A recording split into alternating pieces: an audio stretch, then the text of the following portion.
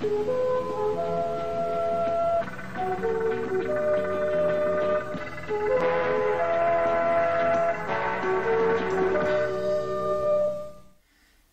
there YouTubers, and welcome to another DrCassette video.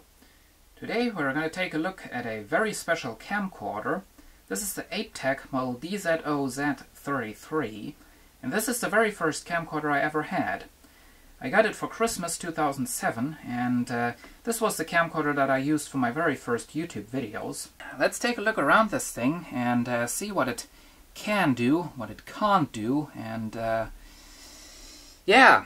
So right here we have the built-in microphone, and this used to be just a very, very small hole. But one day I took a drill and drilled a big hole, and that really improved the sound. I actually made a video showing that to you. Right here we have the lens. This has 3 times optical zoom, and it also has autofocus, so it's quite a bit better than the real cheap cameras, but may be able to hear the lens is all plastic. And we have right here the built-in flash and 2 LED video lights with super bright LEDs. Now down there, behind that little thing, you may be able to see, there is a remote pickup sensor. However, this camera does not feature a remote, so, well, the sensor is there, but it's not used by the firmware, obviously. This camera also doesn't come with a remote control or anything like that. Right here, there used to be something written on there, but as you can see, it just rubbed off. I think it said 27 times digital super zoom on there. Yeah. Here are some more features. Once again, optical zoom. This can also do 16:9. I never realized that. Otherwise, my videos would have been in widescreen a lot sooner, I guess. It has a 5 cm macro mode, and well, the LED lights, and it calls that night shot.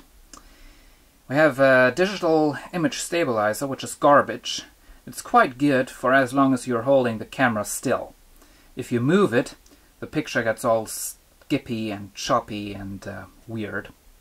It can do pictures while making videos. It can add a frame to your photos.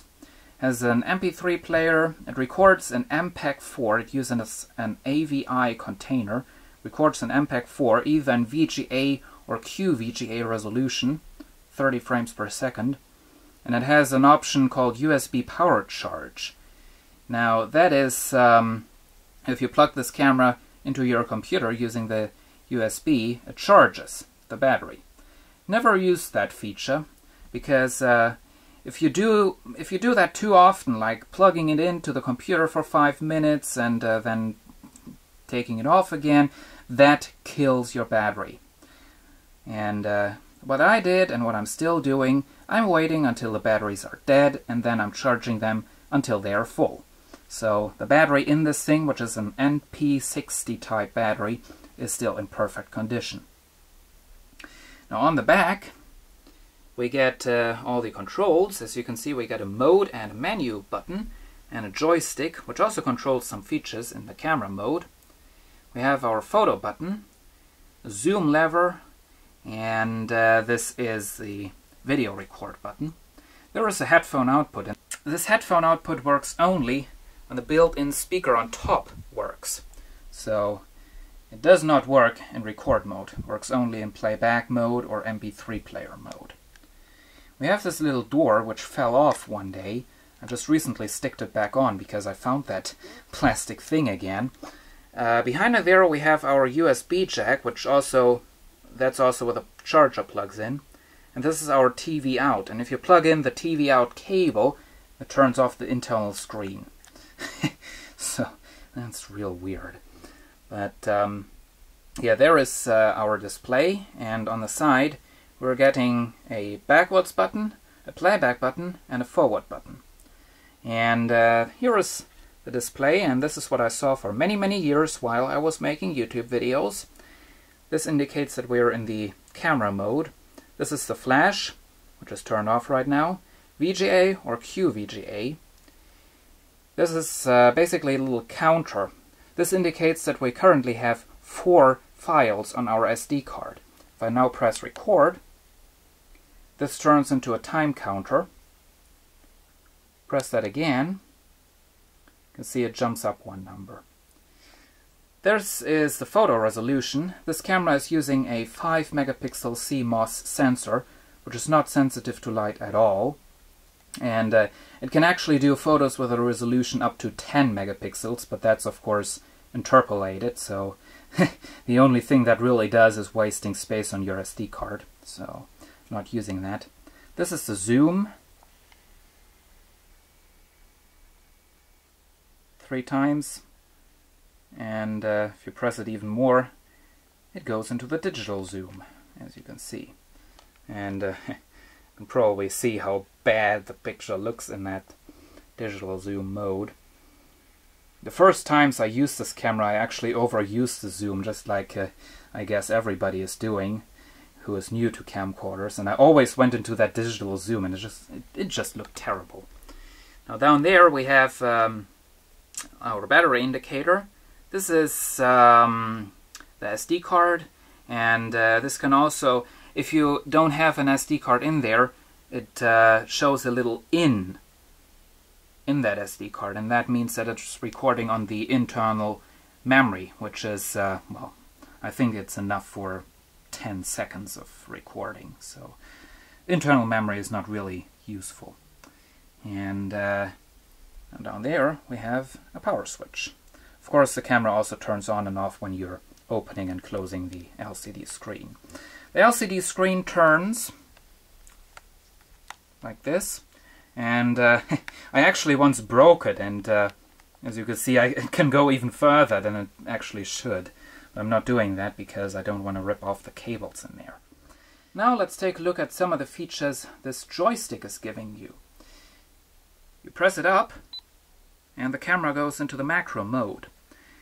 For shooting objects that are closer to the camera than 30 centimeters, you have to go into macro mode. And you can only go into macro mode when the camera is paused, so that's kind of stupid. But as you can see, it zooms in slightly. So I deactivate it, it zooms out again, and during the macro mode you cannot zoom. So it's basically like on the very old vintage cameras. Now you press this button down, you get the built-in LED video lights, as you can see. Those are quite bright, but of course this camera is so incredibly unsensitive to light that those built-in video lights don't make too much of a difference. So you can see you also get an auto option right there, and that's off. You press it into this direction, that's for your flash, either automatic, on, or off. And this direction is your white balance for sunny, cloudy, fluorescent, and incandescent, and automatic. Now let's take a look into the menu. We have some more options right there. Photo resolution, date stamp, the useless stabilizer, white balance once again, histogram, I don't know what that is, flash, effect, this can do color, black and white, and sepia, so not really something special. Exposure, now you can turn it up a little bit, but it's kind of useless because it always resets itself to the default value when you turn the camera off. Self-timer, the icons on the screen, that's your video recording. Has a night shot mode, which just drops the frame rate, so it's getting real bright and real choppy. Photo frame and 2-in-1. I don't know what that is. I think it's like it shoots a photo and then you can shoot another photo, and that photo is being put into the first photo. So that's it for the menu. Here is the mode selector. Get either camera mode, playback mode, MP3 player mode, voice recorder mode, setup mode, and once again camera. Now you can go into playback mode using this thing, or if you're in camera mode you can also press the playback button right here. And there is your playback mode. If there is a photo, it says JPEG. That's once again all videos.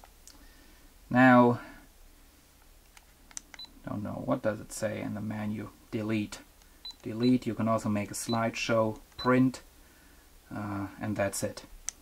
So, yeah, I think that's it pretty much for this camera, this Aiptek camera. And I told you the story about how I got this thing in a video that I made a while back on this camcorder.